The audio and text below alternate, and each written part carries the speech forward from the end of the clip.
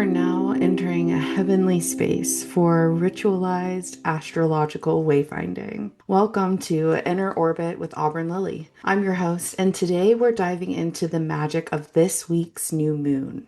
New moons occur when our luminaries, the sun and the moon, meet at the exact same degree in our sky. And this new moon in Aries is a blaze in the dark. The wailing cry of a first breath, the promise of a bright future, the active force of incarnation.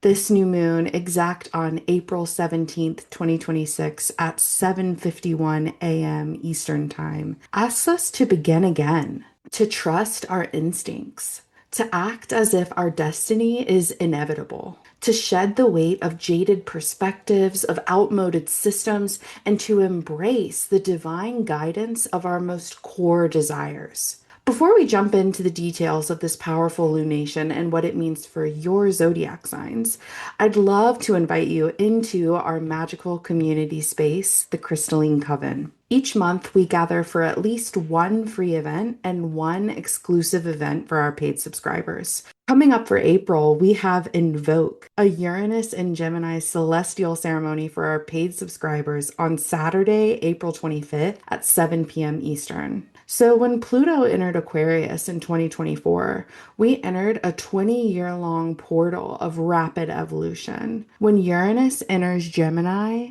on the 25th, we double our speed as we zip through this channel of transformative consciousness. We got a glimpse of what's to come with this Uranus transit last year from July 7th through November 7th, when the planet of rebellion, disruption, freedom, innovation, inspiration, and humanitarianism grazed the edges of the electric atmosphere that is Gemini.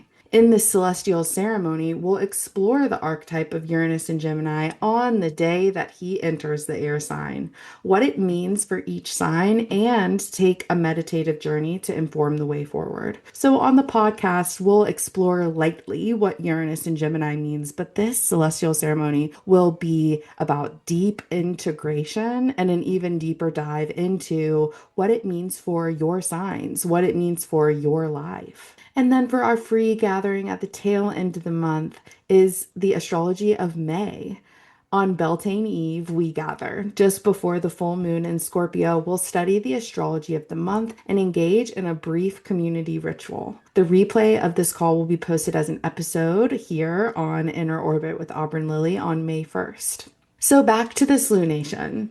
This new moon in Aries has teeth. It's sharp, hot, and quick on the draw. Ruled by Mars in Aries, which is conjunct Neptune, Mercury, and Saturn in the early degrees of the sign, this moon is a wide-scale rebirth into your vision for your life, potentially at the cost of anything you've built in your life as a shrine to someone else's dreams. We dove deep into this planetary pileup on episode 3, so head over there if you want to understand this frequency more in depth. As a refresher, these planets are acting in unison from April 14th through April 21st, meaning that our communication, our action, our responsibility to our destiny, and the vision that will carry us there are all aligned in Aries. So it's high time to decide, what are you available to in this next iteration of your life? Get clear. Let the sacred flame enchant and inspire you. Find joy in responsibility. Find vitality in dreaming wide awake. For my paid subscribers, this would actually be a great time to drop into the Bloom replay, a guided journey where we bring ourselves out of our underworld journey and into a blossoming. I will drop the link to access that replay in the show notes. And if you're not already a paid subscriber, for only $8 a month, you get access to our full archive of offerings and invitations to join us live for an exclusive gathering each month. Conjunct Chiron in the final degrees of the fire sign, where the wounded healer asteroid has been transiting since 2018, This Aries moon shows us where we still bristle in response to old wounds, where the healing work truly lies in the body, mind, and spirit, and potentially where we need to cauterize the wound and soldier on. This moon sheds light on a lifetime's long healing journey. So the work is potentially uncomfortable and vitally necessary. So let's walk through sign by sign and discover where this moon is lighting up your life and where you'll be experiencing this opportunity for soul deep healing. And as always, what I'm offering here is an affirmation that's a balm to wherever this healing is coming up, wherever this obstacle may be arising, wherever this growth edge may be. What nutrients can we provide to our experience by the power of the word? So that's what these affirmations are really rooted in for us today. So I recommend reading for your sun, moon, and rising signs. I believe the rising gives us an idea of what we may experience in the waking world: initiations, events, tangible experiences, where the sun sign can illuminate what's alive within you, radiating from you,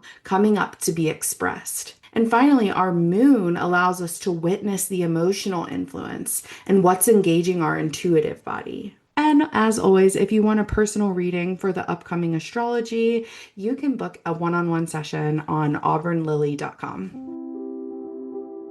So, Aries, your affirmation is: I allow for a complete revitalization of my energy within and without. I am a bright light, and I carry codes for healing that I'm ready to share with the world. Taurus, when I allow myself to rest, I am reborn. I thrive when I remain in connection with the all, with my highest self, and with my guides who support me in the unseen. Gemini, I step into the warm embrace of a loving community. The people I am meant to know, to serve, and to support are ready to meet me exactly as I am. Cancer, I turn a new page in the realm of legacy and career. I can leverage this fresh start as an inspiring growth edge that lands me in expansion, in wisdom, and even in notoriety if I will it to be so. Leo, I allow my belief systems and my dreams to emerge anew without digging my claws in. I trust in the wisdom of my highest self to carry me in the direction of my potential. Virgo, stepping into an era of true mutual reciprocity requires opening to miracle and severing ties with extractive or predatory entities. I do so with grace, and I am blessed. Libra, I refuse to avert my gaze from the sacred mirror of relationship, even if discomfort arises. I am reborn when I am forgiven, when I forgive myself. Scorpio, I devote myself to myself. As a sovereign being, I command authority over my life by tending the temple of my body, my home, and my routine. Sagittarius, I step into a reality where my pleasure is a sacred resource. Any timelines that call for the suppression of my inner fire are unavailable to me here and now. Capricorn, inspecting my roots for rot, I plant myself in fresh soil. It is safe to begin again, wizened but not restrained by the past. Aquarius, I let my voice be heard even when it shakes, even when my throat burns with emotion. The truth rising in me is a life-saving current.